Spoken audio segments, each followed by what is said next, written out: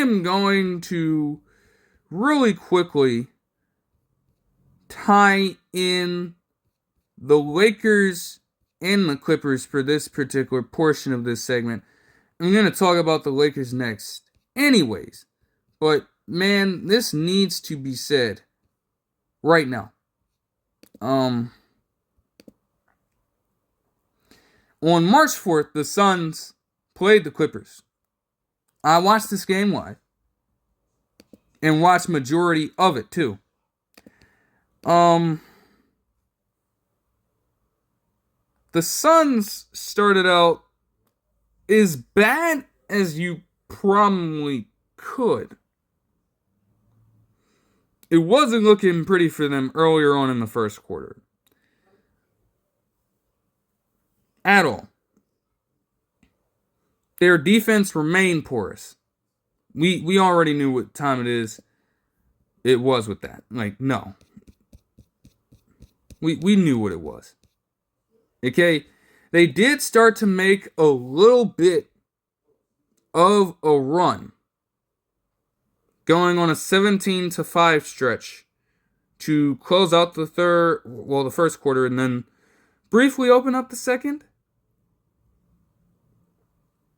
But some craziness happened as this is going on. To start out,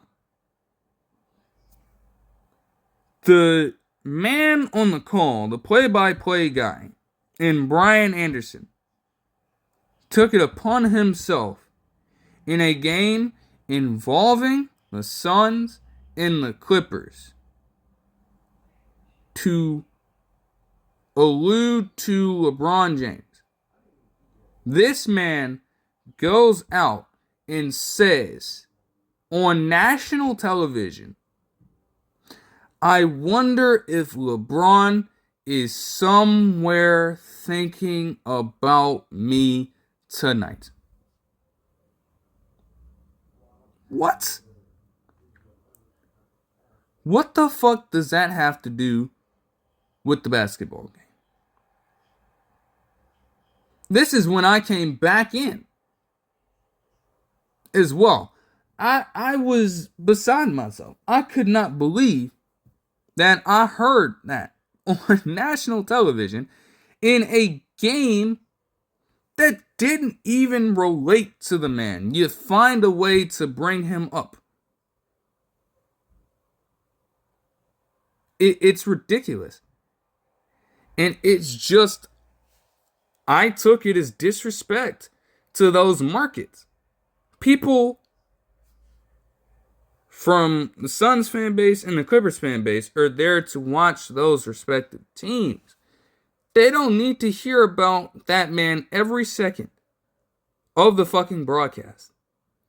We get that he's one of the most accomplished players in the league. But, like, damn, the overexposure to a point gets annoying. Especially when you recognize that overexposure leads to just a decrease in coverage on some of the more compelling and more pressing stories out there in the NBA to pay attention to. Some of the more truly relevant developments to what the fuck is actually going on in the moment. It takes away from that. And at that point, that is sabotage. But you have so many analysts and broadcasters doing it. I mean, there are obviously some at TNT. You know, there are obviously some at ESPN. Every network's got a rotating lineup of people who just do everything in their power to protect LeBron James. Praise the hell out of him, even when it's uncalled for. And then even in situations where there's no defending him, no need to stick up for him. They will do it anyway at the expense of somebody else. And it's ridiculous. And then it would get worse from that. Because I get back in as they start up the second quarter. And on the same night, you have LeBron James en route to reaching 50,000 career points in the NBA in the playoffs and regular season combined. I kid you not, what TNT does next absolutely pissed me the fuck off in that moment. For the next 6 minutes of game time and however many minutes of real time, they had the TNT broadcast of the Suns and Clippers game to the left side of the fucking screen. And then they had the Lakers and Pelicans broadcast on the right side of the screen for a split screen view on national television. All just to show LeBron reaching the milestone. And they tracked it all throughout as if they were literally waiting for this man to score the 50,000th point. Scoping out the thing. Did nobody get the fucking memo? This game has nothing to do with him. This is not about him in this moment. And you have grown-ass men behind the scenes pulling this up like the general masses want to fucking watch a side-by-side view in this moment. Minutes on end of game time in both matches pass before LeBron even takes a fucking shot. Everyone else for the Lakers is scoring at this point, and they are intent on keeping the broadcast on until he does it.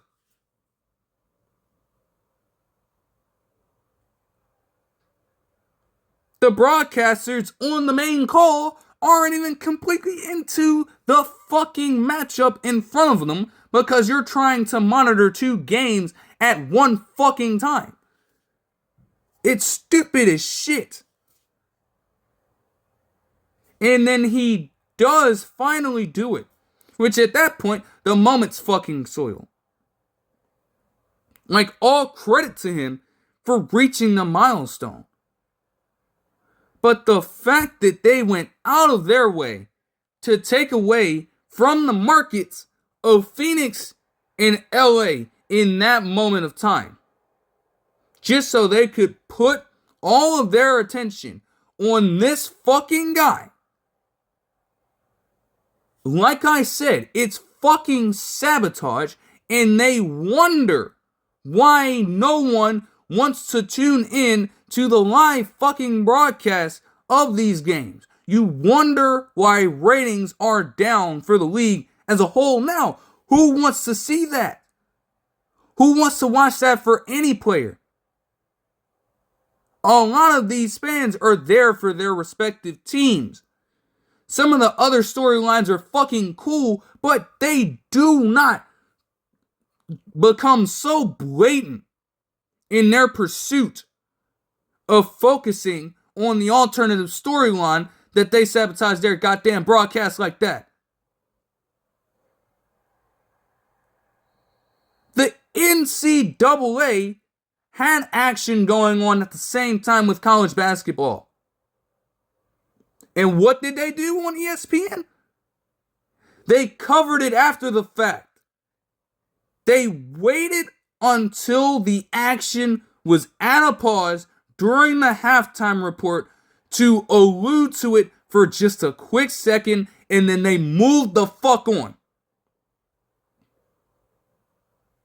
Because they at least recognize that you are getting in the way of amateur athletes performing on some of the biggest fucking stages of their fucking lives, if you let it be known that you're trying to broadcast that moment along with that action in real time concurrently, they recognize how that shit would have looked and they decided to do it afterwards.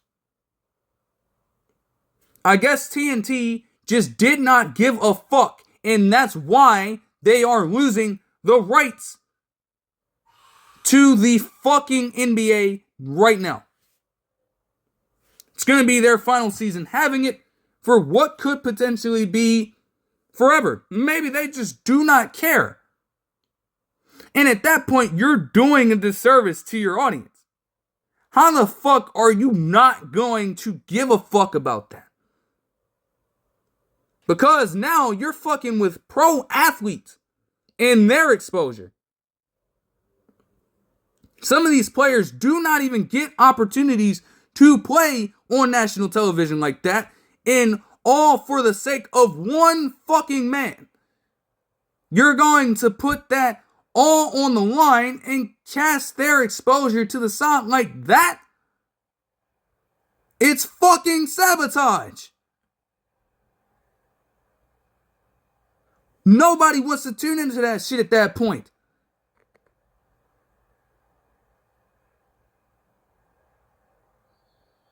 It is just asinine.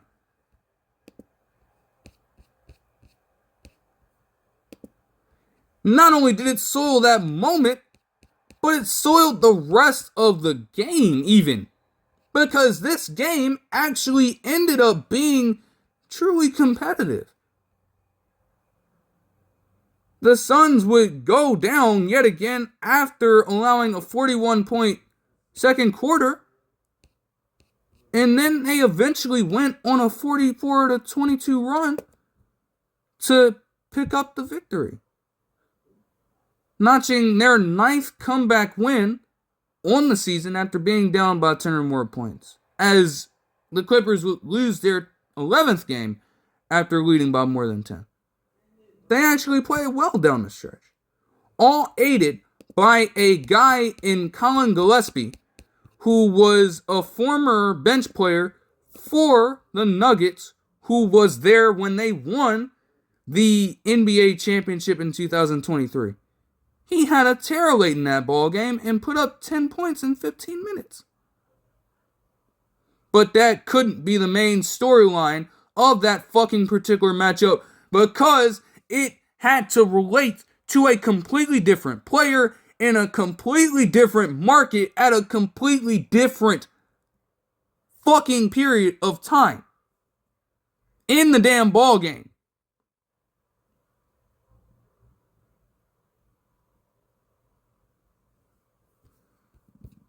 Just absolutely atrocious work.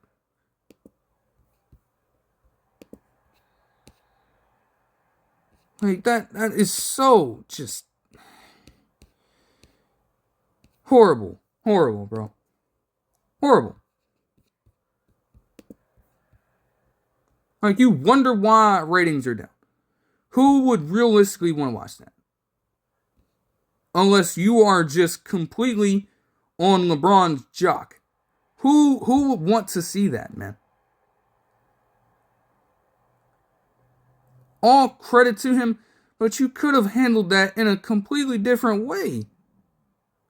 You could have let it go to a fucking game break like the NFL will do.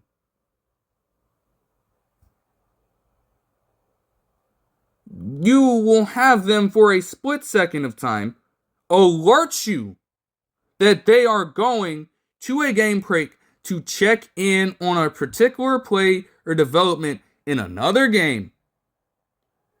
And after it, they will cut away.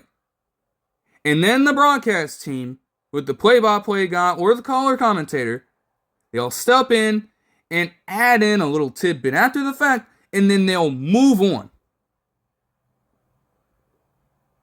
TNT didn't even offer anyone a fucking warning that they were going to do this. they just straight up fucking do it without regard for the audience, without regard for the fucking players on the court playing the goddamn game.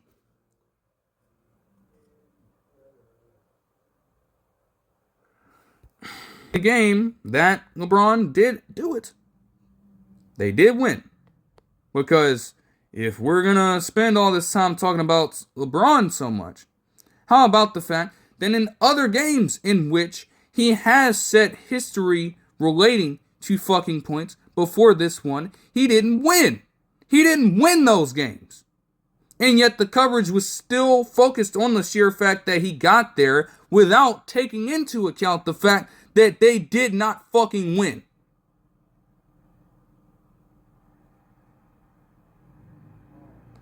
He reached that threshold against the fucking Thunder, and he did not win that game. They lost late in that ball game when he reached the 40,000 mark. But he broke Kareem's record. Nobody wants to talk about that. When he reached the 40,000 point threshold, they lost that fucking game. But nobody wants to talk about that. You're not going to bring that up if it hurts LeBron's reputation or fucking ego. You're not going to do it. And it's a fucking shame that you have people who are not willing to just stick to some form of true journalism without fucking bias in the damn sports industry. Anything to save face. Anyone who is affiliated with this man LeBron in some fashion will do anything to make sure that they save face for him. It's sad.